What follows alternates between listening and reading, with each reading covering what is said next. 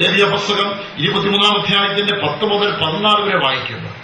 അവിടെ നീ നിന്റെ നിലം കൊയ്താൽ ആദ്യത്തെ കറ്റ ആലയത്തിൽ കൊണ്ടുവരണം. തുടർന്ന് അങ്ങോട്ട് ഹോമയാഗം, ഹനനയാഗം, ഭോജനയാഗം, പാനീയാഗം ഇതിനെക്കുറിച്ചെല്ലാം പറയുന്നുണ്ട്. ഇതെല്ലാം നീ കൊണ്ടുവരണം. ഇത് എന്തിനാണ് ചെയ്യുന്നത് ചോദിച്ചാൽ ഭാഷ തലമുറയായി ഇത് നീ പാലിക്കേണ്ടതാണ്.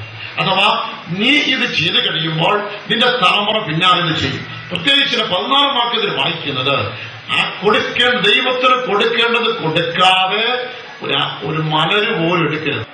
കൊയ്തെടുത്തുകൊണ്ട് വന്നാൽ അതിൽ ദൈവത്തിന് കൊടുക്കേണ്ടത് കൊടുത്തതിന് ശേഷം മാത്രമേ നീ ഭക്ഷണം കഴിക്കാവൂ.